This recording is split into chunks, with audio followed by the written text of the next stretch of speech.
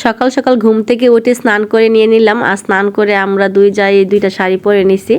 আমরা তো বাসায় তেমন একটা শাড়ি পরি না, তো আজকে দুই জায়গায় দুইটা শাড়ি পরে নিছি। কারণ হইলো যে আজকে আমাদের ঘরে বিপদনাশিনী পূজা দিব, তো তারই আয়োজন করবো এখন। তো চলে আসলাম স্নান করে ঠাকুর ঘরে। তো কালকে আমি আমার বর গিয়ে বাজার করে নিয়ে আসছিলাম সন্ধ্যার সময়। তো এখন আমি সব ফলগুলো একটা বলে নিয়ে নিলাম, নিয়ে এখন ধুয়ে নিব। আর এইদিকে আমি এখন একটা বাটিতে প্রথম চালটা ভিজিয়ে নিব। চালটা ভিজিয়ে তারপরে এখানে বুট মুগ ভিজিয়ে নিব। এইগুলা তো ভিজতে একটু সময় লাগে। তারপর আমি সাবুটাও ভিজিয়ে নিলাম। ভিজিয়ে এখন ফলগুলা ধুয়ে নিব। ফলগুলা ধুয়ে আমি সবগুলা ফল কেটে নিব। তো আমি এগুলা ফলগুলাকে ধুয়ে নিয়ে আসলাম। এখন আমি ফলগুলাকে এক এক করে কেটে নিব। আর পূজার আয়োজন করতে তো খুব ভালো লাগে, আমার কাছে তো খুবই ভালো লাগে পূজার আয়োজন করতে। তো এখন আমি সবগুলা ফল প্রথমে কেটে তারপর আমি বুক সাজিয়ে নিব। তো এক এক করে আমি সবগুলা ফলই কেটে নিচ্ছিলাম।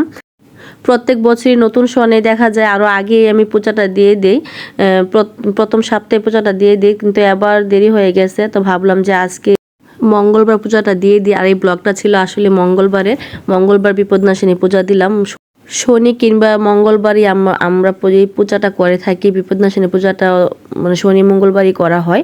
তো আজকে ছিল মঙ্গলবার, তো ভাবলাম যে আজকে পূজাটা করে নিই। আর এইদিকে কিন্তু আমার জায়ে ভগবানের মানে আমাদের ঘরে যে নিত্য পূজাটা দিয়ে দিতেছে। তো ওকে বললাম যে তুমি নিত্য পূজাটা দিয়ে আসো, আগে দিয়ে আসে তারপর ও আমার সাথে এখন আমরা দুজা মিলে আয়োজন করব। তো প্রথমে এই নিত্য পূজাটা দিয়ে দিল, তো আমি এখানে একটু ভিডিও করে নিলাম। আর এখন আমার ফল কাটা শেষ, এখন আমি গড়টা বসিয়ে নিব। তো এখানে গড় বসানোর জন্য ধান দিয়ে দিলাম।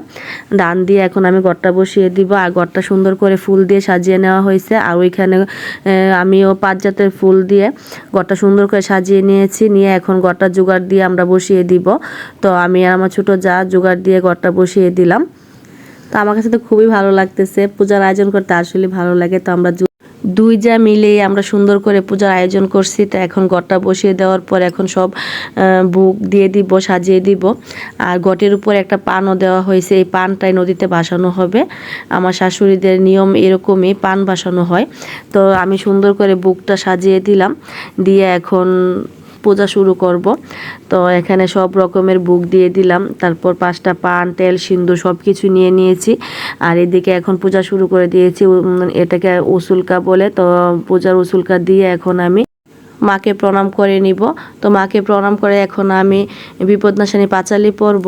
তো এক এক জায়গায় এক এক রকম। আমার বাবার বাড়িতে এখানে গান গাওয়া হয়, আর এখানে আমরা এখন পাঁচালি পড়তেছি, আমি পাঁচালি পড়তেছি। আর এই যে এখন আমার পাঁচালি পড়া শেষ, এখন আমি এই যে গটের পানটা নিয়ে যাব। এই পানটাই মূলত এখন জলে নদীর ঘাটে নিয়ে ভাসিয়ে দিব। আর আমার বাবার বাড়িতে নিয়মটা অন্যরকম, এখানে কলা পাতা থাকে, কলা পাতাটাই ভাসানো হয়। আর এখানে আমার শাশুড়ি মা বিয়ের পরে দেখে আসছি ওরা পানি বাসায়। তো এখন আমি আমার ছোট যা চলে গেলাম নদীর ঘাটে গিয়ে এখন পান বাসিয়ে দিব। এই তো চলে আসলাম। আর নদীর ঘাটে পুরা নদীর ঘাট একদম কচুরি পানায় ভরা ছিল, অনেক কচুরি পানা।